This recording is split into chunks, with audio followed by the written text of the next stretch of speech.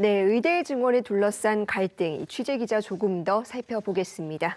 송성환 기자, 오늘 의대 교수들의 집단 사직서 제출을 앞두고 이 주말 사이에 정치권발로 변화가 좀 있었죠. 네, 그렇습니다. 한동훈 국민의힘 비대위원장과 전국의대 교수협의회 지도부가 휴일인 어제 오전 긴급하게 만났습니다. 회동은 약 50분간 비공개로 진행이 됐는데요. 면담을 마친 한 위원장은 정부와 의료계 사이에서 필요한 역할을 하겠다면서 정부의 의료 현장을 이탈한 전공의들의 면허 정지 처분을 유연하게 처리해달라고 요청했습니다. 관련 발언 들어보시겠습니다. 건설적인 대화를 하는 것을 좀 도와드리고 문제를 푸는 방식을 제시해드리고 이런 부분들을 말씀드린 거기 때문에 좀 지켜봐 주시면 될 것 같습니다.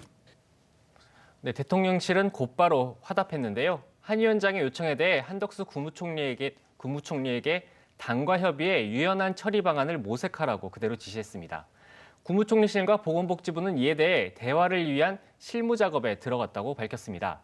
윤 대통령은 오늘 한 총리와 주례회동 자리에서도 의료계를 비롯한 사회 각계와 더욱 긴밀히 소통해달라고 다시 한번 당부하기도 했습니다.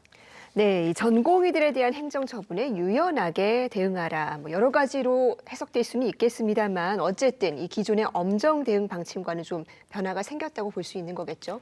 그렇습니다. 정부는 지난주 금요일까지 의대 정원을 2,000명에서 조정하거나 또 전공의들에 대한 면허 정지 등 행정처분 방침을 바꿀 생각이 전혀 없다는 점을 분명히 했는데요. 정부 관계자의 발언도 잠깐 들어보겠습니다.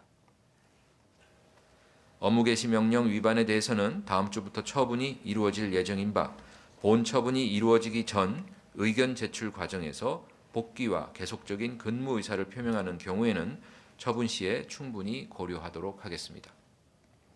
정부와 여당이 이 같은 엄정 대응 방침에서 유연한 대응으로 입장을 선회한 것 역시 의대 교수들의 집단 사직에 결정적인 영향을 준 것으로 보는 시각이 많습니다. 집단 사직에 나선 의대 교수들은 사직을 철회할 전제 조건으로 전공의들에 대한 행정 조치를 우선 취소하고 진정성 있는 대화 테이블이 마련되는 것을 제시해왔는데요. 정부와 여당의 제안은 일단 전공의에 대한 행정처분에 대해 여러 가능성을 열어놓고 정부와 의료계가 대화를 시작하자는 취지로 해석될 수 있습니다. 예, 지금까지는 의정 갈등이 점점 더 극단을 향해서 치닫는 모양새였는데 그렇다면 이 해결의 물꼬가 트였다라고 볼 수 있을까요? 아직은 가시적인 변화를 확인하기는 힘든 상황입니다. 앞서도 보셨듯이 의대 교수들은 사직서를 제출하겠다는 뜻을 굽히지 않고 있는데요. 고려대와 울산대 등 실제로 교수들이 사직서를 제출한 대학들도 확인이 되고 있습니다. 결국 쟁점은 증원 규모인 2,000명을 정부가 조정할 여지가 있는지 또 그걸 의대 교수들과 전공의들이 받아들일 수 있을지 여부인데요. 먼저 김창수 전국의대 교수협의회 비대위원장의 오늘 기자회견 발언 들어보시겠습니다. 저희의 가장 정결 조건이 입학 정원의 확대에 대한 부분, 그걸 중지를 해야 된다는 것, 배분을 해서는 안 된다는 것이기 때문에 그건 저희가 불변입니다. 거기에 대해서 어떻게 협상을 하고 논의를 할 필요는 없다고 생각을 했습니다.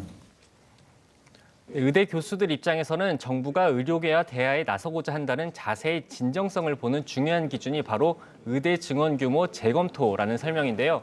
앞선 한동훈 비대위원장의 주문과 윤석열 대통령의 지시는 전공의 행정처분에 대한 유연한 대응이었지 증원 숫자 자체를 언급한 것은 아니었는데요. 오늘 의대 교수들이 집단 사직서 제출과 진료 축소 방침을 예정대로 진행한 것도 결국 증원 규모 백지화 전에는 정부의 대응을 신뢰할 수 없다는 뜻으로 풀이됩니다. 조규용 복지부 장관은 오늘 한 언론 인터뷰에서 증원 규모는 의제가 아니란 점을 다시 한번 명확히 했는데요. 조 장관은 대통령 지시나 국무총리실 보도 참고 자료에서 의대 정원과 관련된 언급은 없었다면서 의제에 포함되진 않았지만 복지부 장관으로서 2,000명을 결정하게 되는 필요성과 그 근거에 대해 자세히 설명드리겠다고 밝혔습니다. 2,000명 증원에 과학적 근거가 없다는 의료계 지적에 대해 주무부처 장관으로서 그 근거를 설명하겠다는 답변인데요. 결국 증원 숫자 자체에 대해서는 정부 입장의 변화가 현재까지는 없다고 보는 게 타당하겠습니다. 예, 결국 숫자에 대해서는 양측 모두 변화가 없다. 그런데 이 전공의들의 사직에다가 교수들까지 진료를 줄이게 되면 무엇보다 이 대학병원 운영이 걱정입니다. 정부 대책 나온 게 있을까요? 네, 앞서 정부는 의료기관에 군의관과 공보의 약 200여 명을 이미 투입한 바 있습니다. 여기에 200명을 더해서 총 400여 명을 파견할 방침입니다. 또 제대 예정인 군의관의 조기 복귀를 허용하고 은퇴 예정이거나 은퇴한 의사들에 대한 재고용도 적극 지원하기로 했습니다. 특히 이번에는 개원이까지 비상투입 대상이 됐는데요. 현행법상 개원이는 특별한 경우 외에는 의료기관이 아닌 곳에서 의료행위가 제한됩니다. 의사는 소속 의료기관, 그러니까 개원이의 경우 자신이 개설한 병의원에서만 진료할 수 있도록 돼 있는데요. 정부는 오늘 중대본 회의를 열고 지금과 같은 보건의료 재난위기 심각 단계에서는 다른 의료기관에서도 의료행위를 할 수 있도록 했습니다. 네, 여러 가지 대책이 나오고는 있지만 이 같은 비상의료 체계가 언제까지 버틸 수 있을까 우려하는 목소리도 많습니다. 그렇습니다. 전공의의 수술 비중이 높은 대형 병원들의 경우 심각한 재정난을 이미 호소하고 있는데요.